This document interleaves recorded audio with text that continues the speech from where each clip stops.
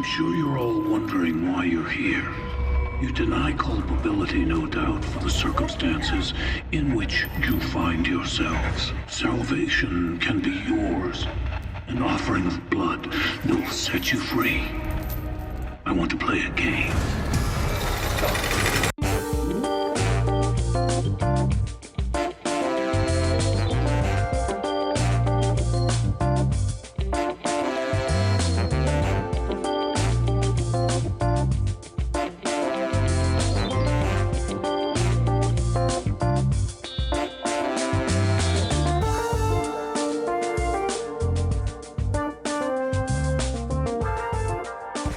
Hey there, welcome to Down to Watch, where we ask the question, are you down to watch?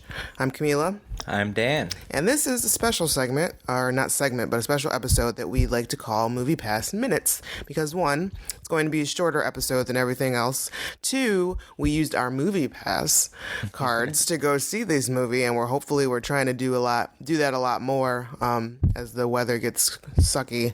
I guess we'll probably be watching more movies this winter with our Movie Pass. So many others that I still want to see. I know it. There's like a lot out right now that I want to see. That even came out and went away. And we didn't jump on it because we were ill. Yeah, that's the other thing. That was a jacked up time. The good thing is you get to see more movies. The bad thing is sometimes you get sick. And tonight's weather was no better. But it's terrible. Soldiered through the weather and saw Jigsaw. And I'm glad we did. Yeah. So, and also, if you're not familiar, Movie Pass is basically like Netflix for theaters. You get a card, get a membership, $10 a month. You go see as many movies as you want. So check out Movie Pass in the theater. So, yeah, go look up Movie Pass. It's available in a lot of areas and not just like some rinky-dink theater. It's like the big ones too, the multiplexes. AMC is participating hard. So, Miss, I am telling you, when I was a kid, this would have been great because I used to ride my bike to the movie theater. I'd ride my bike 3 miles. At least we had the dollar movies, though. We did. Yeah. To the $1, $2. You know, the Ranch Mart didn't have the $2. Or didn't have the dollar. Oh, really? Watts Mills had the... If you're in Kansas City... Yeah, I was going to say, and about a half a century old, you'll know what I'm talking about. Anyway. So, yes. Yeah. So, we went and saw Jigsaw tonight, which is part 8 in what was supposed to have been otherwise a 7-part saga of Saw, if you're familiar with the Saw franchise. Spoilers. Yeah, there's going to be spoilers. We'll try not to give away the big one. We have to. Okay. It's just off tops. I got a question. Okay. All right. So wait a minute. All right. So our personal histories with this is you have quite an interesting view on it. First of all, I saw in the movie theater in 2004 when it came out. I was very excited. I went to see it because Carrie Elwes was in it, and I love horror movies, and so that's my first doubt. And so I was stoked. So I went to see it, and I was blown away. Loved it. And then when Saw 2 came out, I went to see that one because Donnie Wahlberg was in it, and because I was still in it. And then like the third one came out, and I was just basically this is like the first. Well, outside of Scream, but this is like the only franchise that I've been just on the train. I'm like, all right, fine, whatever. I know I went to see this movie tonight knowing that it was probably going to be trash, but I was like, this is the Saw movie. I can't not go see it. So, but Dan, I pushed you. I pushed you onto this train. Yes, she did. She's like, here, get on. Put on a seatbelt. Because you had never seen any of them. No. When we got together in 2008. Which was coming out? I don't know. I'm about to look it up now. It was early on. It was just like very early on in our relationship. I want to say like it was just like, damn, this girl likes murder. I think it was either Saw 5 or Saw 6 or Saw 5 or Saw 6. Right. Okay. Saw 6 sounds about right. Okay. Right. And so there was this girl. I mean, just not any girl. A very special girl, like a real good girl. A real special girl. And she was like, you're going to take me to see this movie. It's number 6 in a franchise. And I know you didn't have no TV and you're a culture snob and whatever. For 2 decades before you met me, but your life's about to change. So buckle up, sit down, There's snacks. Buckle in. We're going to be watching And- 5 Saw movies. Yeah, it's 5 just or like 6. gore porn, I guess is what they call it. Well, yeah. It's yeah, but basically. I mean, this guy. But the first one was not like that at all. No, the first one was amazing. Yes. Just amazing. It got On so it got many to levels. torture porn and like all the Like the 4. spin-offs. Yeah, Like even 4. not even like 2. Like, it was kind of gruesome, but like 3 that was just like over the with top. like some people in the glass box with the pendulum. Yeah. I can't remember which one. That Yeah. one. It's a long and bloody ride. Mm-hmm. I can't remember this guy's name that wrote this and created this franchise. right now. Lee Winnell, I think. I don't know how to say his last name, and the other one is James Wan. It all started off with those 2 guys. They wanted to make a movie. They wanted to get known in Hollywood, so they wrote Saw, and it all just stems from the story Lee Winhall, I think is his last name, that Lee wrote when he was like having headaches and anxiety, and he went to a neurologist, and he was sitting in the waiting room contemplating his mortality. Gotcha. And so that's where this idea Yeah. comes from. I mean, the cast gives you the full cast, but I'm like, where's everybody else? Yeah, so they wrote a short, they shot a short, and then that's how they shot like a scene from the movie and got it made. Got the full. Well, good for them, because this is like number 8. Like, few people. Okay, The last one, 7 was supposed to be the last one. It was titled Saw 7: The Final Chapter. I don't know. Well, because this. Okay, so off tops, Jigsaw, Right. a prequel. Hold on. It is kind of. He It's a needs sort of a This was a prequel. prequel? This was sort of a prequel. Sort of a prequel, yes. With just a tombstone that there's going to be, some future, he'll live on in others, so to speak. Right. This is what Jigsaw establishes, that the legacy continues. Right. Jigsaw's been dead for 10 years, but the legacy continues. Right. This was directed by Michael Spyrig and Peter Spyrig, also known as the Spyrig brothers, and written by Pete Goldfinger and Josh Stolberg. Right. This particular legend establishing movie or story, if the other 7 didn't do it, was that there was one that was off the books that nobody Right. knew about. And this legend is brought to you by a survivor of the one that it's a prequel, essentially. Yes. So that's a spoiler. Well, Because the way they edit it's brought to us by, well, it's first brought to us by like a Jigsaw fan. Like, she tells us about the woman Eleanor Bonneville. Oh, yeah, Eleanor. Yeah, who played by Hannah Emily Anderson. She did great. So she was also kind of the red herring. Yeah. Because I was like, she's the one that's doing this. Oh, right, She's right, right. Jigsaw. But because she was like visiting the Jigsaw fan sites and blah, blah, blah. And so Right. she was like a real hardcore. Right. Well, right off the bat, I just have to say this is an interesting storytelling technique, and if you've already seen it, and because we've said spoilers, or if you're on the fence and you're like, I don't care, go ahead and spoil. The way it's directed is, present day, and they make you believe that this guy, he's like, oh, I have to start the game or I'm going to die. I have to start the game or I'm going to die. And they show him start the game, and then they cut to something that happened, way before 10 years ago. And it confuses Right. the audience on purpose. Right. So that was a hard sell. That was very important for the storytellers to confuse you in the very beginning. So we've now ruined that.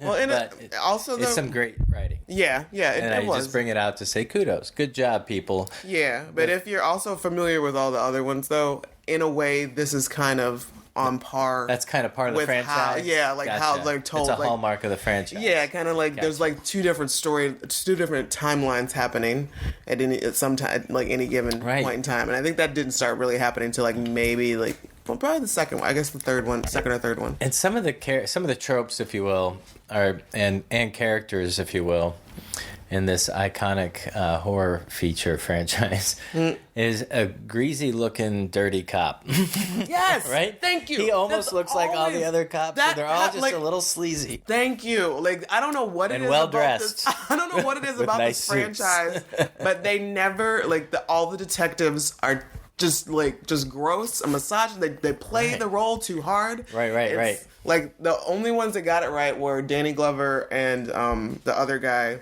Well, the in guy that first did it one. today, too, the guy who played Keith Hunt, I thought he did a great job. Nah, but he was still like the trope though. Like he was still like a caricature of what like these hard-boiled detectives are supposed to be. That's what I'm saying. Is like in the first one, the detectives were just detectives, but ever since in all the Bennett other ones, is the guy that played Keith Hunt. But in all the that guy. Okay, so that one, yeah, he wasn't so bad. But the other one, who played Keith Rennie, or who played Detective Halloran, he was pretty gross. Yeah. His partner. Yeah, Detective Halloran. Yeah. Played well by Callum Keith Renee, I would say, or Rennie. I don't know, but anyway, Callum Keith Rennie is what I'm going with. Delivered his performance like he was supposed to. like all the other. I'm not saying he did a bad job. I'm just saying the way that character is always written, it seems like an important icon to the franchise. And you're always going to have this greasy, and he's going to have, I guess, a moral compass played by a black African American police officer. You know what I mean? Well, this is only the second. Well, there's Danny Glover. That's why I said this is only the second one. There wasn't an. There's a guy that was. Oh yeah, he was a SWAT cop, team not guy. a detective. Yeah, he was a SWAT team guy. He was off. He was. Things got messy in the middle of the franchise. In any event, and the nurses all kind of Eleanor Bonneville kind of looked like the nurse. But she wasn't a nurse; she was an assistant.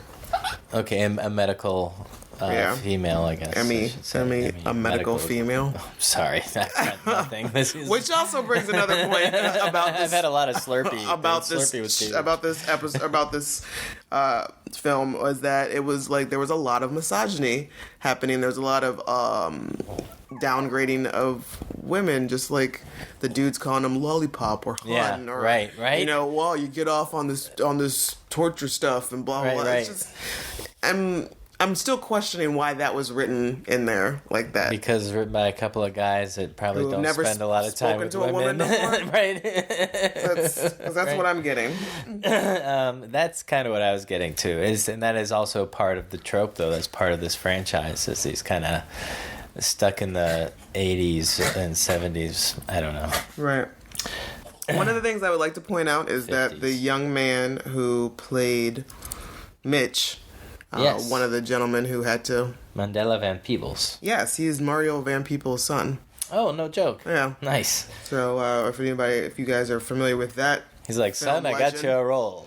They're going to skin you alive, literally. Right. That scene was so I'm surprised gruesome. it's, taking so long for this kid to... Well, I guess he's only 23. All right. Yeah, I mean, there were some very creative death scenes, which is also a trope of the franchise, which is great. And they probably hallmark. They hear that better trademark of the franchise. I mean, one of the questions I always ask myself when you get into sequels, even 2, but here we are at 8. I'm like, is this necessary? Was this film necessary? I keep wanting to say episode. Yes. Yeah.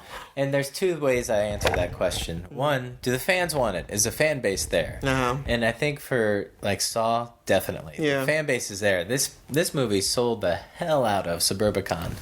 Yeah, as far as film butts and seats, this one did great. Good job. How do you know? I looked it up. Really? Yeah, they did good. Look at you doing the homework. I could tell you how much in numbers, but I don't really care that. That's fine. I just remember being like, oh, cool. They probably are going to make their money back. They beat Matt Damon. Some. Awesome. Yeah, exactly. Matt Damon was defeated by Saw. Once again, Jigsaw defeats someone. Now think about what you've done, Matt Damon. Right. before you get your foot stuck in. Some of the traps in this movie were great. I enjoyed this movie. I did. I think it was not necessary to make, though, in terms of moving the plot and the story along, but it was still cool. That is correct. There was the doctor, though. I'm just gonna go ahead and spoil I hated that guy. When I started to think he was in on it, it was nice. The first Eleanor was a red herring because she was into the website about Jigsaw, right? And then she's like, "Come to my studio," and it's recreations that she has recreated of all of Jigsaw's various devices, traps, religious conversion tools, or whatever you want to call them, along the way, and he's inspecting it, and I could tell he was kind of admiring her work, or at least inspecting it to see if she got it right, kind of thing. And that's when I was like, huh. I'm like, okay, either this doctor worked a lot of these cases. They didn't really establish why this doctor was, I guess I don't know. He was Whether the it's doctor on Doctor hand. what? Well, yeah, Yeah. he was one there. Like, why'd they have to grab him from his time with his daughter to put him on this I don't know, case? and it's also never been clear to me as to what city this is supposed to be taking place in. Right? I don't think that's ever been established. I think if I was going to give a nod as to, okay, why did this story have to be told? Because it does give you an insight as to Jigsaw's practice ground, his first drafts before he went public, right? Right. And, decided to leave survivors, right? So Wait a minute, before he decided to, that's always been his thing, was that the goal is to have survivors. Right. And he had a survivor in this one, too, the doctor. He forgave the doctor. Yeah. Or you mean like his strays? Like these people that he picks up and now he takes them on under his wing? Right. Is that what you're talking about? No, because that happened in this movie, too. Right. I'm just saying, all I was really trying to get at was the location. No. It was the pig farm. Okay, yeah. And, he uses the pig mask a lot. Yeah, So and I think we finally understand why the fascination with the pigs. But I also Right. I think it was mentioned in another film, another one of the films, that he was also into the Chinese zodiac. And he was like the son that he and his wife lost was going to be born under the sign of born under the year of the pig. Oh, okay. So maybe that's why he took such fast hold to the pig farm. Yeah. What is happening? My dog is completely eating my arm. Anyway, I'll march on. But I just, also kind of an idea of like, this is a pig farm and also slaughterhouse. It gives you an idea of where Jigsaw gets ideas for his traps and his equipment. Right. His devices, where he would have space to make all that shit and do all that stuff. So I'm guessing this is kind of like his bat cave. He was an engineer. Yeah, he was an engineer, but like, where do you still need a workspace and he was all that equipment? He was a relatively wealthy engineer who owned a lot of property. Yeah, this one was his wife's. Yes. Yeah, but he had like a couple of warehouses. Yeah, that he owned. Exactly. That like several of these games took place in. Also, when I started to wonder if the Dr. Logan Nelson was the bad guy in this one. So like. Yeah, he did a great job. I was concerned. Yeah, I was starting. I don't. You didn't like it? No, because I was looking at him, as he's playing the nice guy or whatever, and I'm starting to wonder. It's like, okay, if he's the one, when he flips over, and how is he going to play, quote unquote, the bad guy? Oh, yeah, that was a little over the top. Yeah, he was It was just a strange, it was very robotic. Like the way that we did the reveal, I thought that he was going to pull his face off. Me too. I was waiting for him to Scooby do it, Right. And it was going to be John, and then I was going to watch you just literally stand up, throw your popcorn down, because when they did show John. The original Jigsaw on the screen. While we were all still confused about the Tobin Bell shows up. You fell out of your seat a little bit. You're like, oh hell no! You just jumped the shark. You were upset, right? Did I read that right? Okay. Yes. Okay. I wanted to ask you about it. Yeah, I do. I really like the actor who plays Jigsaw. So it was kind of a mixed bag. My emotions. It was like, oh, awesome, Tobin Bell is back. Yeah. But on the flip side, I was like, wait the fuck up, hold on. Right. He was dead as hell. Yes. They cut his brain open. Right. And there was an autopsy. Right. How did we fake that shit? Right, exactly. But still, they did a good job revealing Tobin Bell. Right. Jigsaw, John Kramer. Because the first time they revealed it, we're all still confused about the timeline. Because they did this trick to us. Yes. So, that again was a good use of that writing structure for the reveal and the backflash. Flashback. Yeah, exactly. You're so smart. Well, you said back. I know. I think of backsplash, in the kitchen at that point. Exactly. So yeah, I mean, I think that's basically all. Just so yeah, I mean, so where I forgot to mention what the actual premise of this chapter of the Jigsaw franchise is just basically that bodies start turning up again, and they think there's a new game being played, and they all think that Jigsaw is doing this from the dead. So this is where we're going, and we have new cops which I just don't understand. Okay, I get it. Danny Glover's character's dead. Singh was dead. Right. Donnie Wahlberg, he's dead. The woman who is his partner. She's dead. The black guy, he's probably dead too, I think. I don't remember. So I guess there's really no other cops left that were on the original case.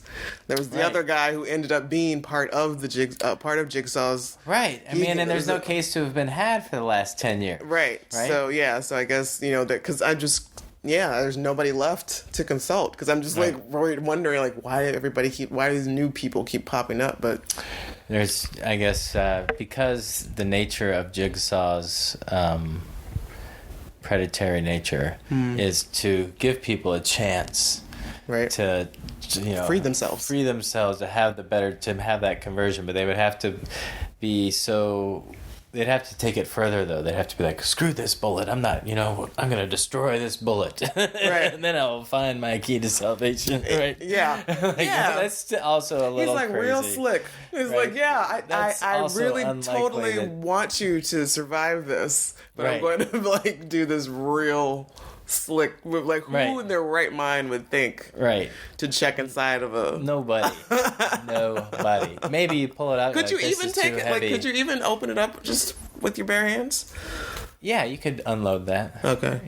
Yeah, and pull it out and feel that it's heavy. No, I mean just like open up the actual the key? The shotgun shell? Yeah. Yeah, actually, shotgun shells are pretty easy to open up. Okay. Relatively speaking, because it's just like a plastic bag full of beads. Gotcha. With a little bit of gunpowder and whatnot at the bottom of it, in the metal part. Yeah. And there was also this one, in these traps, he had a contingency plan for the folks who decided they weren't going to... Oh, it wasn't. Yeah, he had a contingency plan for those who decided that they weren't going to follow the rules. He wasn't like the one guy who decided, no, I'm going to go over here where it says not an exit. So he had like an extra fucking trap and tape deck over there and like all this other stuff. So if he hadn't gone over there, if he had followed the rules, then all that would have been for nothing. Now, I don't remember. Did Paul Braunstein's character die, or did he live? It was Paul Braunstein. He's the guy that played Ryan. Who was Ryan again? Ryan was the guy that lost his leg. Yes, he died. He was one of the bodies that oh, that's right. That stiff boy brought out. That's right. Cyborg. Okay. Whatever he's fucking. Let's just call it Riley. And if anybody watches Buffy, you'll totally get that. So, well, I will say this much about Mass. I don't blame Mass for what they decided to go with. You don't blame who? The actor. Matt Passmore? Yeah, exactly. I was mixing up his first and last name. Mass. Matt Passmore. No, I did. Matt Passmore. I thought he did a good job because when he was playing nice guy, it was very convincing. When he was playing like it wasn't none of his business, that was very convincing. Everything he did was convincing. And I guess they told him flip your shit like you're a madman, and so that was.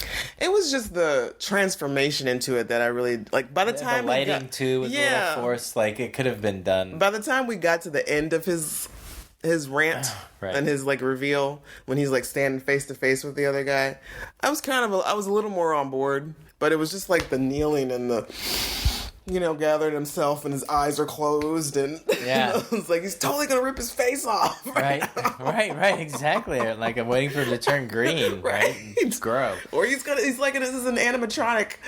He's a robot. Like I was expecting just about anything. He could have, so there you go. If you need to make another Hulk rival, think about casting Matt Passmore. He kind of looks like Hawkeye, or is that his name, Hawkeye from the Avengers? Yeah, exactly. Yes, Jeremy Renner. Too. Yes. So anyway, I thought everybody did a good job with their roles. Some creative kills. I give it a thumbs up. I'll see it again. I know. Oh yeah. Because you're gonna own it, make it part of the collection. Right. And what really sucks though is that I just purchased all of them in one DVD set, a nice little neat DVD Blu-ray set. All 7 of them. Well, this is all 7 of them in one case. So now I gotta go buy an extra. Now. Well, I say wait a few years because I have a feeling like they're gonna put out they're gonna try to break into the teens with this. Good lord. I don't know. Why? Because why do one this late? It's been like what 7 years.